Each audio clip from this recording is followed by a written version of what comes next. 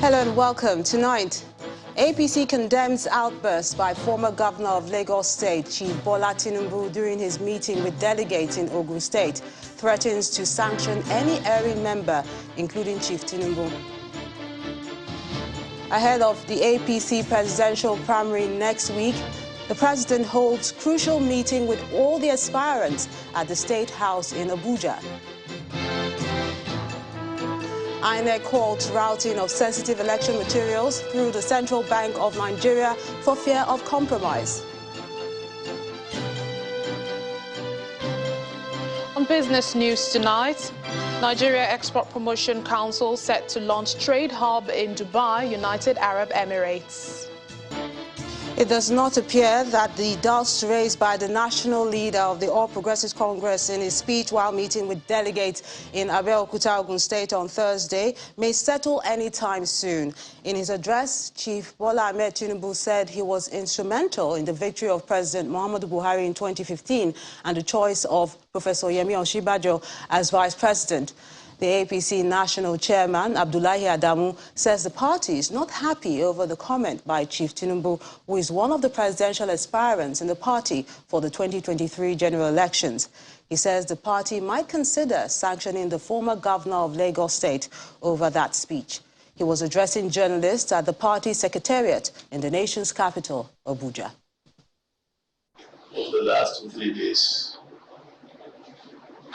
the country and the world of social media have been adopted with reports of the visit of one of our leaders, Bola Tinubu, former governor of Lagos State, the former distinguished senator of the Federal Republic of Nigeria, and one of the leaders of the great party, when he went for his campaign in Ogun State, Abeokuta to speak. In the course of his address, he went as far as to go off his own issue of address to mention what happened between him and Buhari, our president, not Buhari GCFR. He went as far as to tell his audience how President Buhari went to him on several occasions, up to 3 occasions, in such instances, even prostrating in tears, begging him to endorse him and to support him for the presidency of the Republic of Nigeria. He claimed Buhari went to him both in Lagos and in Kaduna, several such occasions. And the audience, even though in Yoruba, we have a lot of people who speak Yoruba, who are Yorubas, not just speaking, but who are Yorubas. And the interpretation, what is more than negative, to say the word now is a negative, but more than negative, is very, very, very insulting. Is very, very unbecoming for a person of that standing to do what he did for a sitting president of the Federal Republic of Nigeria, a president that was produced by the votes of APC, our own. Though as a president, he belongs to everybody, every Nigerian. And the fact of the matter, the platform APC threw him up to that office. And it's a bit amazing how a fellow APC person will make those kind of comments in those kind of circumstances about the president. We take exception to this. We take exception to this.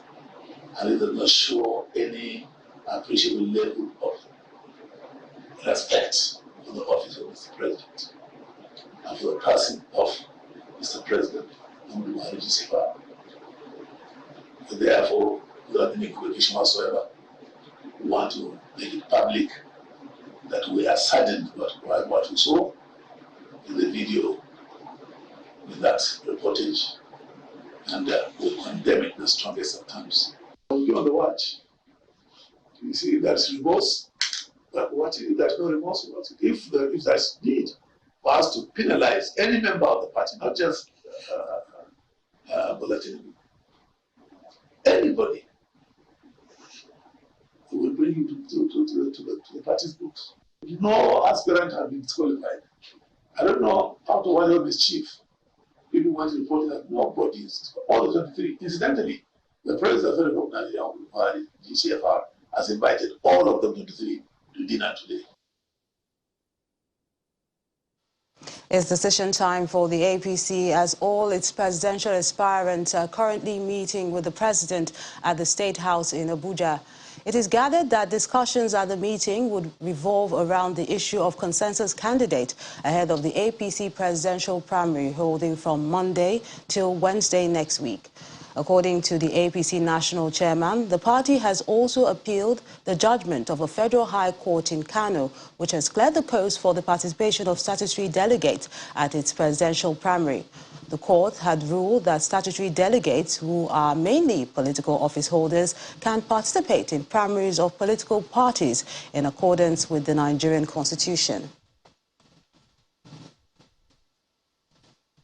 Meanwhile, the All Progressive Congress governors from the north have asked the president to consider backing a southern presidential hopeful as his successor. The governors made their stance known in a statement after a meeting to discuss the matter today. They asked northern presidential hopefuls to withdraw from the race in the interest of the nation. Activities leading up to the 2020 to the APC presidential primary are in full gear, with the party electing its over 2,000 delegates who will converge on the Eagle Square, Abuja from Monday, June the 6th. Now, delegates are expected to pick the flag bearer of the party for the 2023 general elections from the 23 aspirants screened by the party earlier this week. In this special report, we preview some of the issues that the party will be contending with as it elects its delegate and candidate. It is the season of politics, and the jostling for the presidential ticket of the ruling All Progressives Congress APC for the 2023 general election has become more intense as aspirants have continued their last-minute lobbying of delegates ahead of the primaries of Monday. We'd like to request the process to the conduct of the APC presidential primary has come under focus. There is being a loud clamor for a level playing field for all, and the issue of the monetization of the primary process has become a concern for some stakeholders in the party. Nobody forces you to give money to anybody. Like when I aspired for 21 months, I told people from day one I don't have money. Look at my qualities and vote for me. If I get it, if I don't get it, if we do that, automatically when the person wins, he wants to recoup his money. So I am against it. But it is happening. Now that it's happening, do I have any objection to anybody getting money? I don't. While others worry over the role of the president and his plea for a chance of reciprocity in producing a successor. I don't think Mr. President have said he's going to anoint or put anyone, but the president requested and asked, appealed to the governors to give him support in whoever is going to emerge as his successor, and which is very normal. I have to say is I respect my president, but I need him to understand that the constitution of the country and the constitution of our party does not give him the right to impose a candidate, a consensus candidate, upon Nigerians. Not even upon our party, but upon a whole Nigeria. Consensus, anointing, or whatever should not be allowed, because if you are in power and you have a candidate, nothing stops you from going to lobby for the person. Tell them your views, but talk to the delegates. So I'll make it look very, very open and transparent. Nobody stops from having a candidate, but lobby the delegates to do the right thing. Make it transparent. So my personal view, I'm against it. There have been criticisms on the move by INEC to extend the election timetable to allow parties to complete the primaries, but the notion that the move is to suit the ruling party is getting reactions. PDP had 3 months earlier before we started. And so I don't think that's the reason that is anything beyond not being prepared. People might think that why should actually PDP determine who will take. So what difference does it make now that it is the PDP candidate that has emerged? So for me, put me there as a president, I'll defeat him. I'll defeat the PDP candidate. So Nigerians know who they want. The political terrain may be producing a noise loud enough to deafen the ears of the average citizen or distract them from the critical issues brought in on the economy as a strike and insecurity, but it is important not to lose sight of these, as there will be issues that will define the race. As the deadline for the conclusion of party primaries draws closer, more candidates are emerging, with Professor Christopher Imumolen clinching the presidential ticket of the Accord Party. He was handed the party's ticket at the presidential primary election held in Abuja, the nation's capital, after Chief Moses Eseyin, another aspirant, stepped down. The party chairman gave reasons Professor Imumolen's emergence, while the presidential candidate for the party asked for the support of Nigerians in voting a leadership that will reform various sectors of the country. Members of Accord Party occupied every available space at the old parade ground in Abuja to witness the party's convention aimed at electing its presidential flag bearer. Two aspirants are vying for the party's ticket. However, one of them, Mr. Moses Eseyin, decided to withdraw from the race, leaving Professor Chris Imumolen as the sole candidate of the party. I'm from today going to step down my aspirant of the party. The national chairman takes time to highlight the qualities of the party's candidate and appeals to young Nigerians to take their position in the leadership of the country. Vote for the right person that you know can represent you very well. Go by the history. All those leaders that rule Nigeria very well, they did it at their youthful age.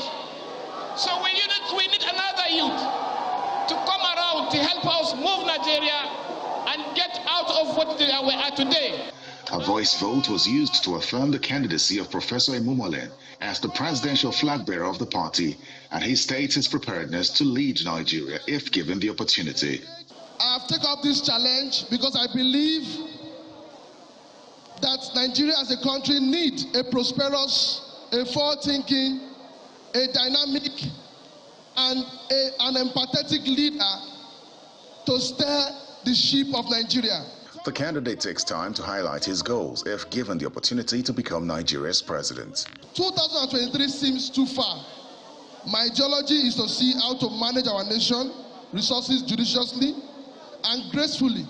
Select credible team to support me in running the affairs of our nation. The ship Nigeria is currently sailing with no compass. The direction through which we navigate is that which head towards calamity if we do not change the entire team of those that currently runs the affairs of our nation. As the 2023 general election draws near, Accord Party is of the firm belief that a vote for its candidate will guarantee security and education for all through the revolutionization of the nation's economy. In part two, after the break, INEC halts routing of sensitive election materials through the Central Bank of Nigeria for fear of compromise. That's in a moment. Join us again.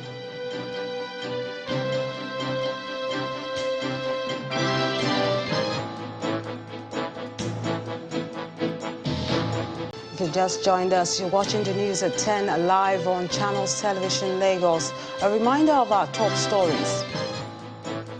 APC condemns outbursts by former governor of Lagos State, Chief Bola Tinubu, during his meeting with delegates in Ogun State, threatens to sanction any erring member, including Chief Tinubu. Ahead of the APC presidential primary next week, the president holds crucial meeting with all the aspirants at the State House in Abuja. INEC halts routing of sensitive election materials through the Central Bank of Nigeria for fear of compromise.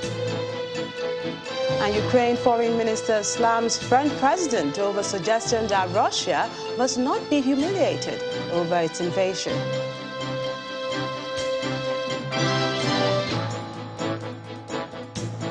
The All Progressive Congress governors and political leaders from the northern part of the country have asked the president to consider backing a southern presidential hopeful as his successor. The governors made their stance known in a statement after meeting to discuss the matter in the nation's capital Abuja today, where they reviewed the political situation in the country. After careful deliberations, we wish to state our firm conviction that after 8 years in the office of President Muhammadu Buhari, the presidential candidate of the APC for the 2023 elections should be one of our teaming members from the southern states of Nigeria. They asked the northern presidential hopefuls to withdraw from the race in national interest. According to them, APC has a duty to ensure that the 2023 election offers a nation-building moment for Nigeria.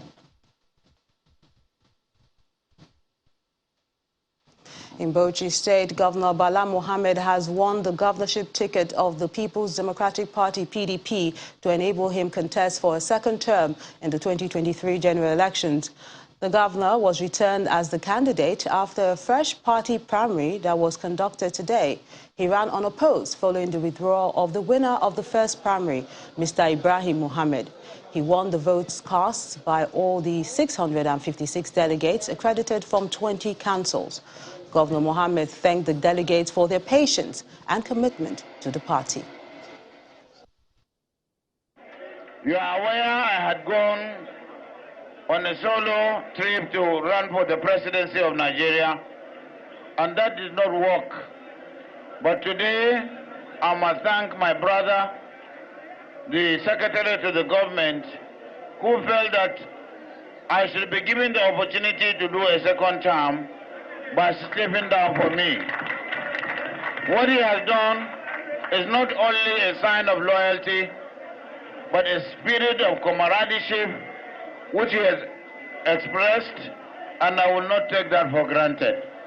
I am very grateful to God, and grateful to the PDP family, and grateful to him.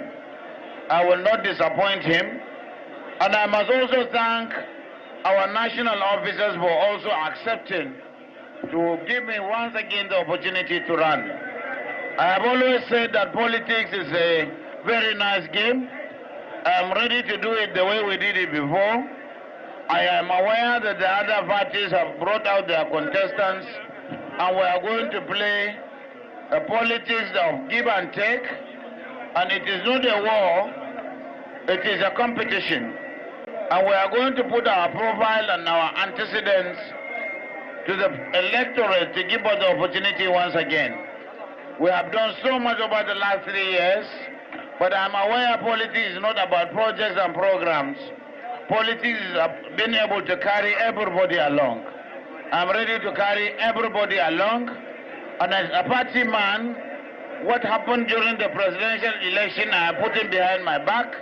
I'm ready to work for the PDP from the presidential level to the House of Assembly level. And as you know me, I'm going to lead you with justice and equity.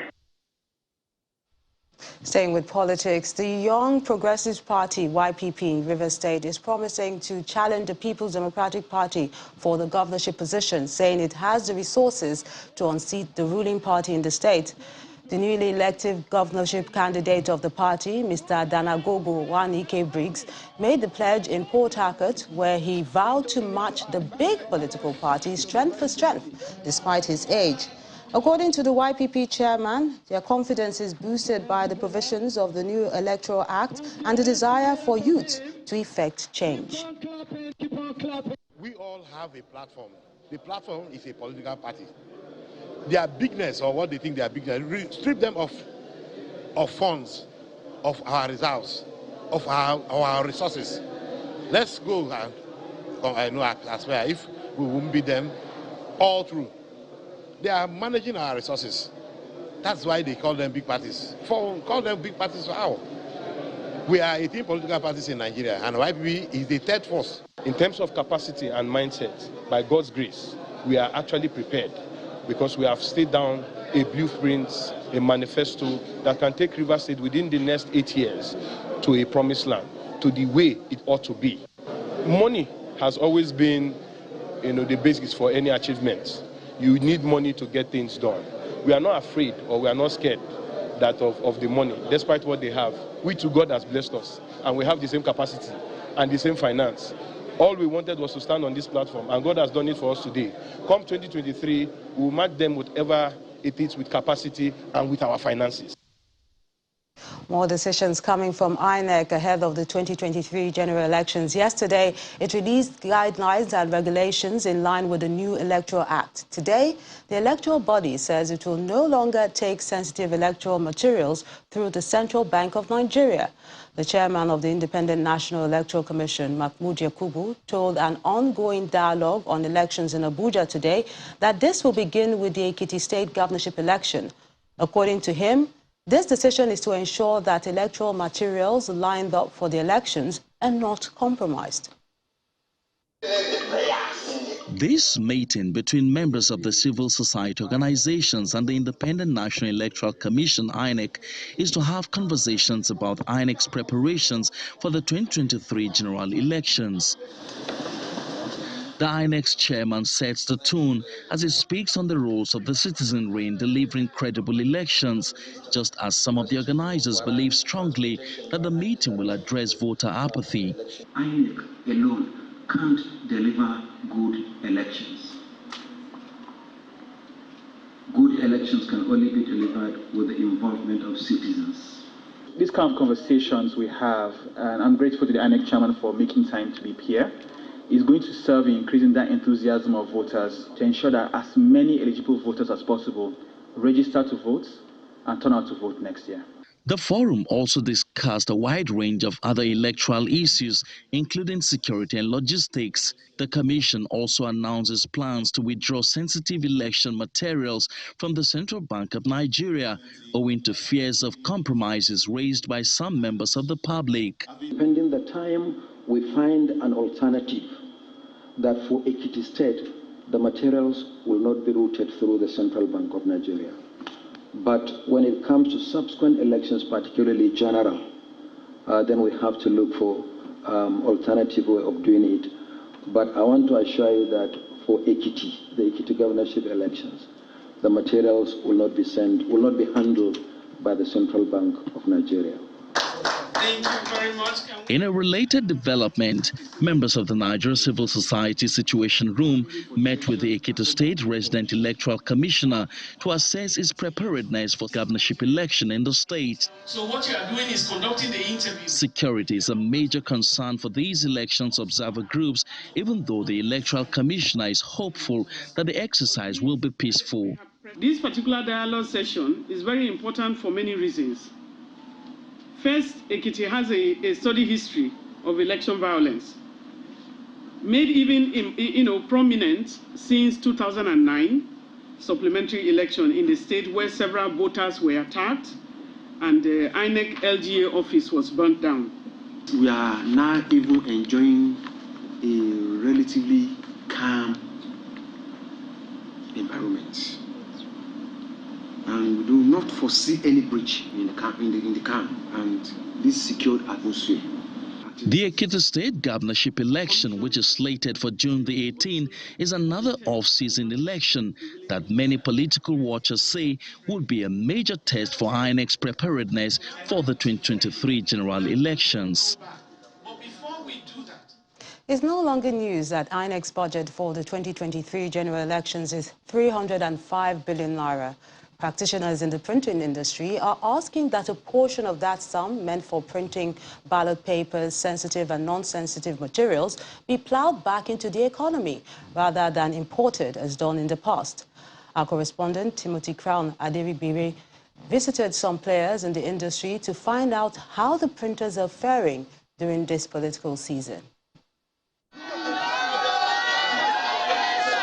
The drumbeat in the contest ahead of the February 25th and March 11th, 2023 general elections is every day getting louder. Although the real deal is still some 9 months away, the qualifying race has since picked up and determined in some parties.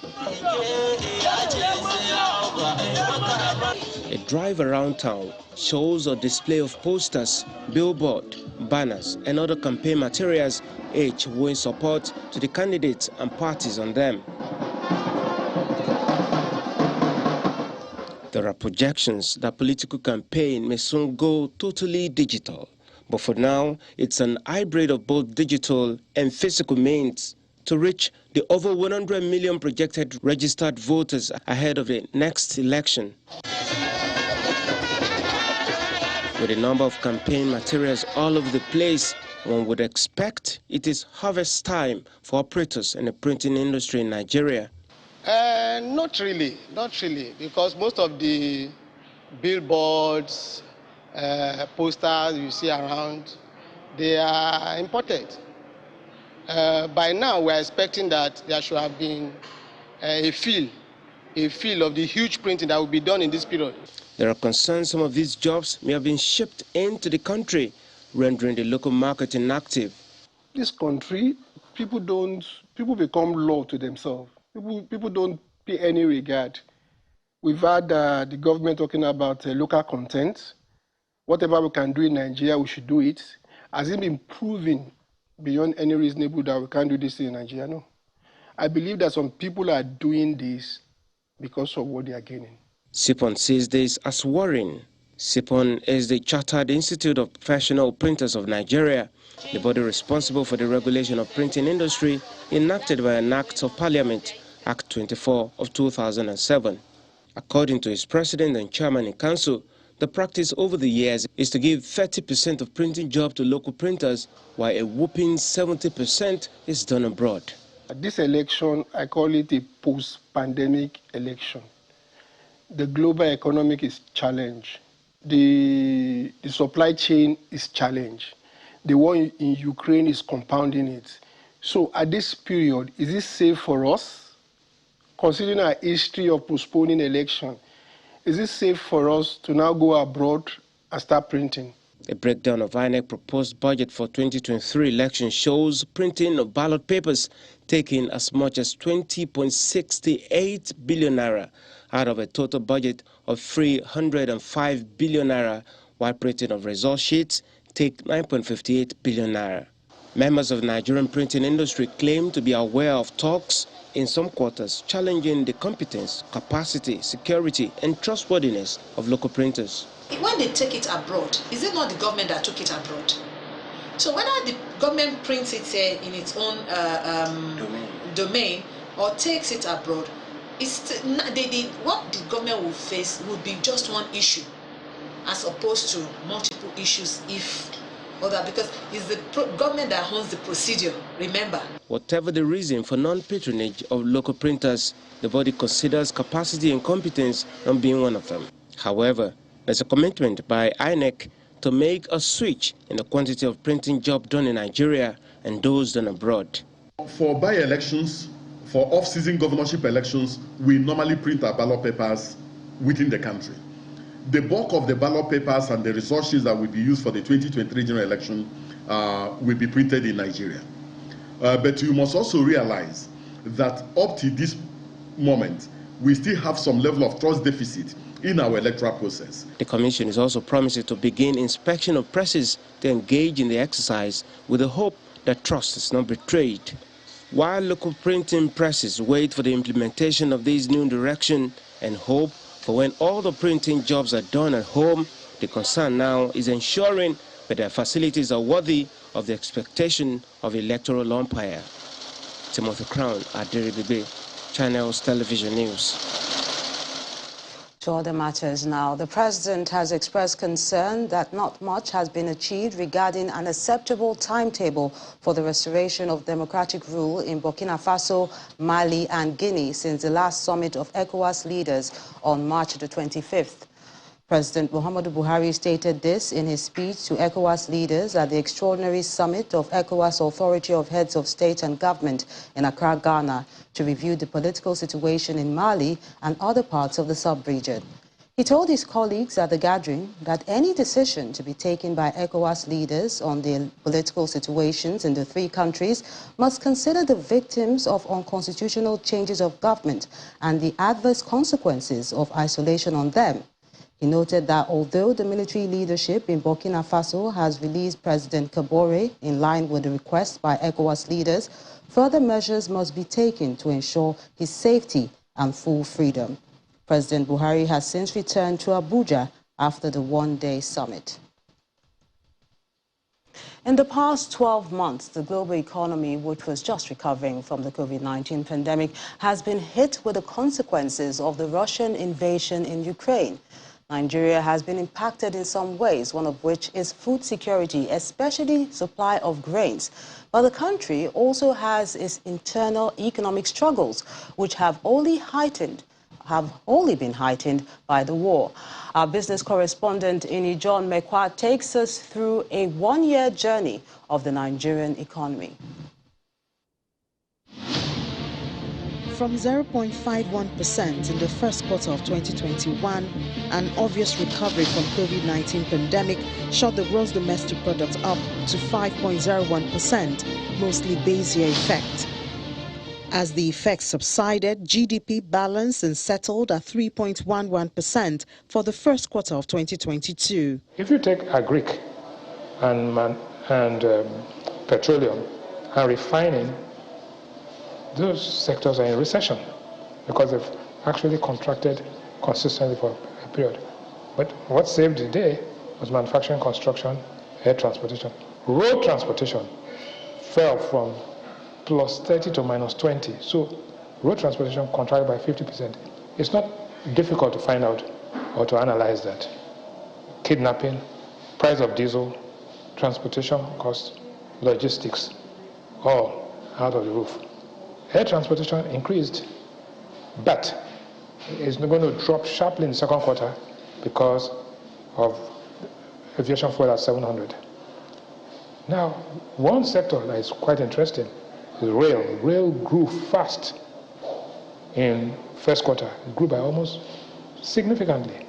But after the Kaduna event, rail has crashed.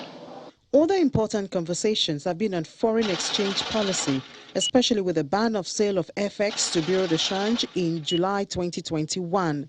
Further factors have led to a continuous drop, as the Naira, which exchanged for a dollar at about 412 Naira in the INE window and 475 Naira in the parallel market in May 2021, currently stands at about 610 Naira a year after in the parallel market, while the INE window has hardly changed. When you talk about the value of your currency, it's a function of how effective you are in the global market from the point of view of exports and how you are also able to minimize imports. And all of these things are functions of the productivity in the economy. Manufacturers, who are one of those directly affected by this, believe that the investors and exporters window and parallel market should have a meeting point. The reality is that we're all sitting here, most of the manufacturers, big and small, have already priced in these figures we don't like talking about, parallel market. The question is, when is the government going to be bold enough and just narrow this thing into one single digit? Because we're literally penalizing the economy. Another area is the continuous surge of inflation, which has become a global trend, hinged mostly on the spillover of the war in Ukraine. In Nigeria, inflation went from 17.93% in May 2021, dropped to 15.4% in November 2021 after tapering for 8 times.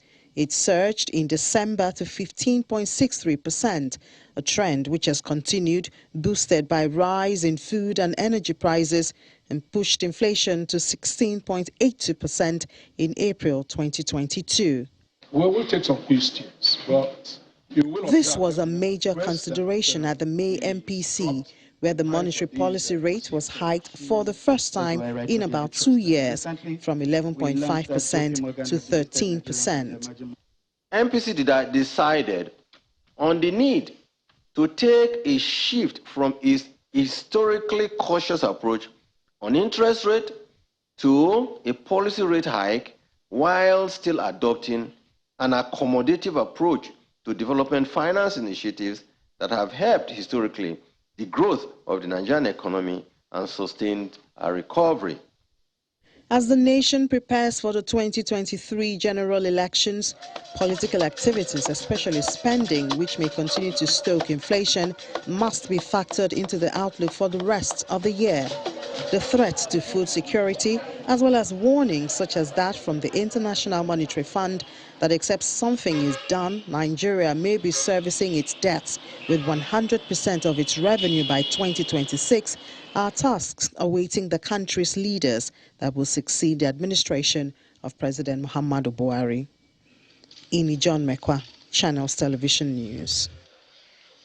Let's move to Kano State now, where 2 people have died as another gas explosion occurred in the city barely a month after the incident in Sabongeri, which brought down a building and affected school children.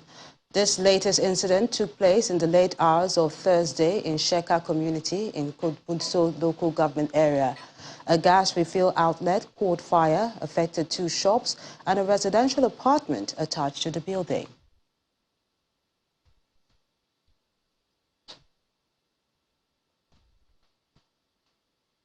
A coalition of Niger Delta youths has passed a vote of confidence on the interim administrator of the Niger Delta Development Commission, Mr. Effiong Akwa. The Niger Delta youth leaders made their position known at a media briefing in Port Harcourt, River State. They also condemned what they described as a malicious campaign allegedly sponsored against the NDDC boss by some politicians in the Niger Delta region. Chanting and wielding placards with various inscriptions, a coalition of youth leaders drawn from the 9 Niger Delta states organized a media briefing to demand an end to what they term a pull-down syndrome permeating the region and to reiterate their support for the NDDC boss, Mr. Effiong Akwa.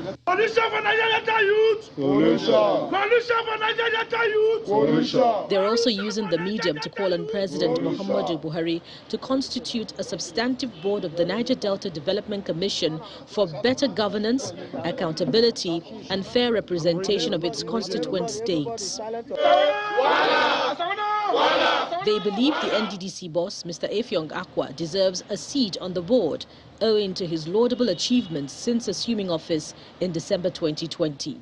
We are graciously requesting the president to consider people of indelible characters like the IACO to constitute the incoming board of the commission to maintain its track records and giant stride in developing the Niger Delta region in line with the Niger Delta plan. Other members of the group speak in solidarity. How can you call a man who saved over 400 million naira from NDDC for not paying rent and complete our headquarters as incompetent? It is an insult to us from Niger Delta. The administrator has done what he's supposed to do and he's doing well. So if they want to include him in the new board, personally, I will admit that. That's the standard it is for him. With what he has done in Niger Delta, we believe he will be in a good position to handle anything in NDDC. In the name of God, the Father, the Son, and the Holy Spirit. The position of the youth leaders is coming on the heels of a recent directive by the federal government to cancel all contracts awarded by the Niger Delta Development Commission, NDDC, before December 31, 2019. At least 14 people are said to have been kidnapped by bandits at Iri Station community in Kajuru local government area of Kaduna State.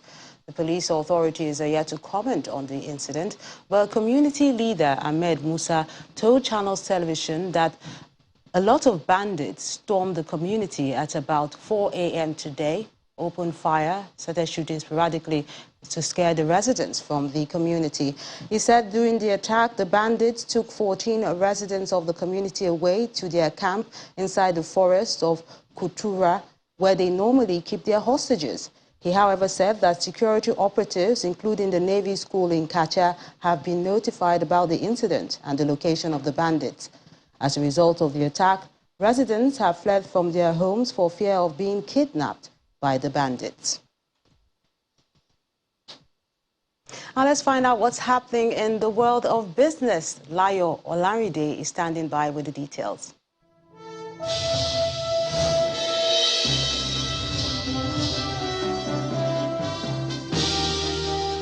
Thank you, Melinda, and welcome to Business News. The quest for Nigeria to become a major exporter of non-oil commodities has been taken a step further as the Nigeria Export Promotion Council has announced the establishment of a trade hub in Dubai in the United Arab Emirates to cater for the needs of those craving for made-in-Nigeria goods.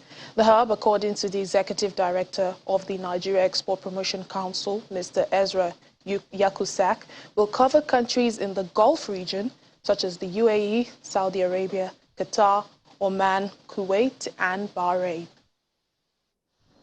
It's a meeting between officials of the Nigeria Export Promotion Council and the Gulf Chambers for Commerce and Industry. Export trade houses. The discussion focuses on how to boost exports of Nigerian products to the Gulf region, with an expectation that the initiative will boost foreign exchange earnings for the nation. This is another one that we're signing an MOU to establish an export trade house in the Arab or the Gulf region, specifically Dubai.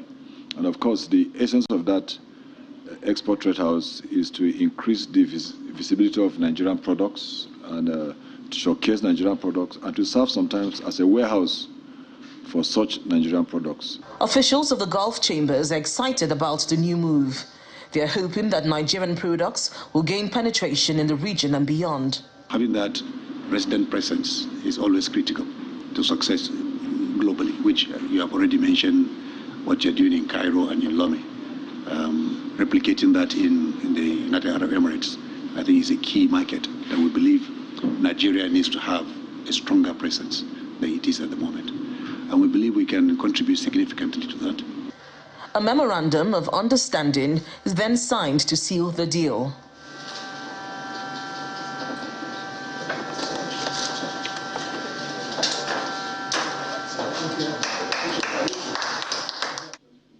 At another meeting, the executive director highlights efforts by the federal government to reduce rejection of made-in-Nigeria product in international markets. So the factors that should be considered by this committee include administrative issues, and that is non-compliance with documentation requirements, incorrect filling of information for entry, inadequate information on the entry requirement for agro-commodities into imports to EU.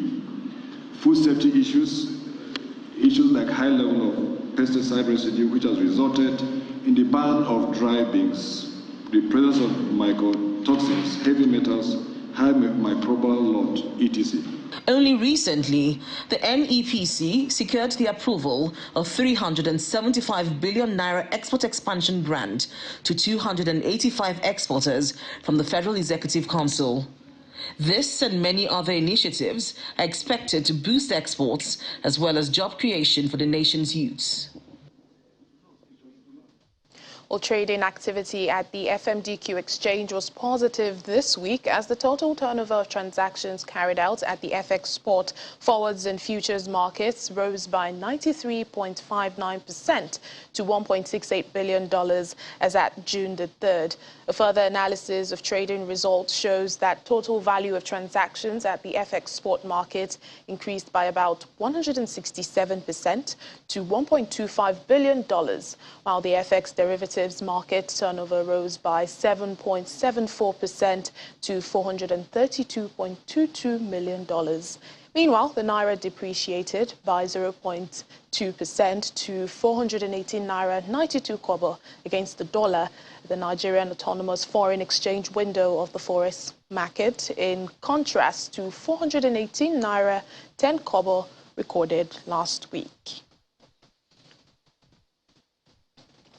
Well, at the domestic equities market, stocks closed in the bear territory following pressure from profit-taking activities during the week. The local bourse recorded 4 days of losses in the 5 trading sessions of the week. Accordingly, the all-share index shed 2.18% to close the week at 52,908.24 points. Profit-taking witnessed in the shares of Okomu Oil, Presco, Nigerian Breweries, Lafarge and MTN Nigeria drove the weekly loss. Or following the block divestment in UBN during the week, the total volume traded increased significantly to 28.74 billion and valued at 209.06 billion naira. Similarly, the NASDAQ Securities Exchange Index closed the week negative. The NASDAQ Securities Index fell by more than 5%. The exchange lost about 56 billion naira in value.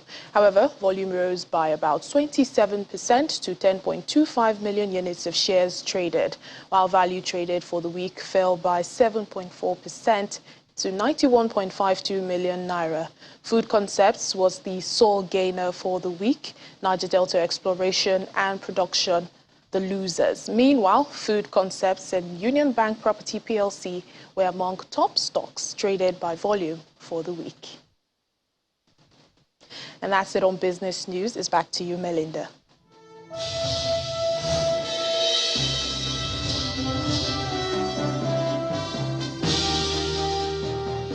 Many thanks, Layo.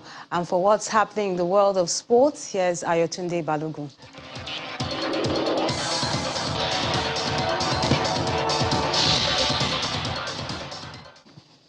Many thanks, Melinda. World number one Igor Swiatek has won the French Open to cap up a flawless clay court season.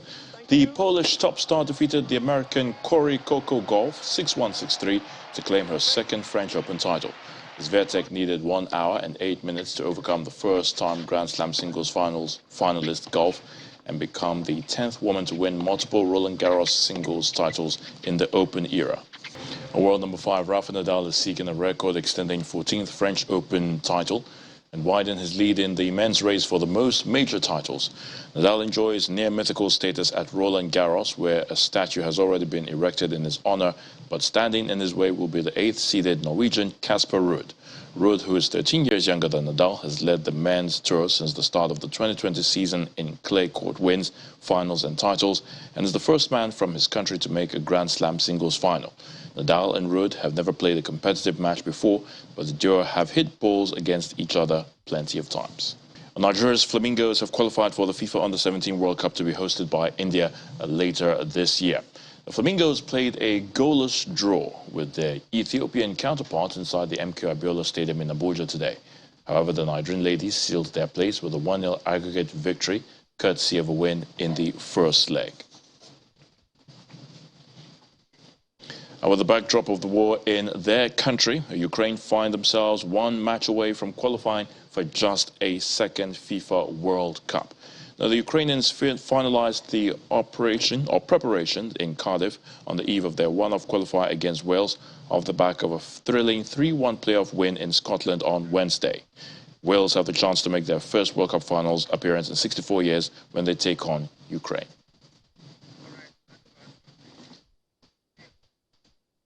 That's a wrap on Sports News. I'm Ayotunde Balogun. Back to you, Melinda.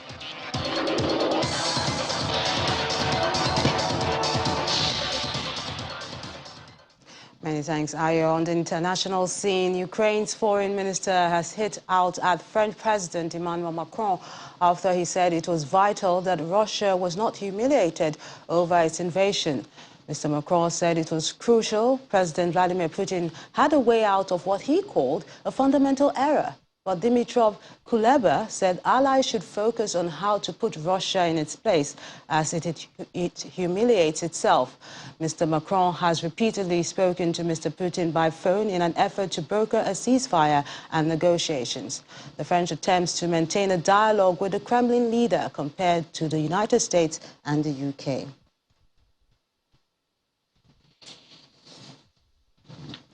Once more, it's decision time for the All Progressives Congress as all the presidential aspirants on the platform of the party are currently meeting with the president at the State House in Abuja. It's gathered that discussions at the meeting revolve around issues of consensus candidates ahead of the APC presidential primary holding from Monday to Wednesday next week. According to the APC national chairman, the party has also appealed the judgment of a federal high court in Kano, which cleared the coast for the participation of statutory delegates in the party's presidential primary. The court had ruled that statutory delegates, who are mainly political office holders, can participate in primaries of political parties in accordance with the Nigerian Constitution.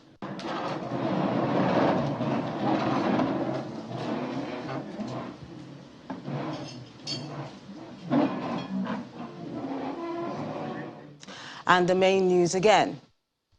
The APC today condemned the outbursts of former governor of Lagos State, Chief Bola Tinubu, during his meeting with delegates in Ogun State and threatened to sanction any erring member, including Chief Tinubu.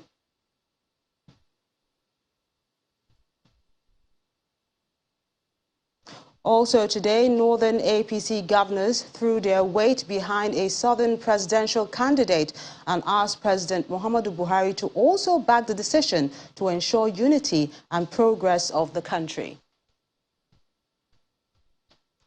That's the news at 10 tonight. I'm Melinda Akinlami on behalf of the team. Good night.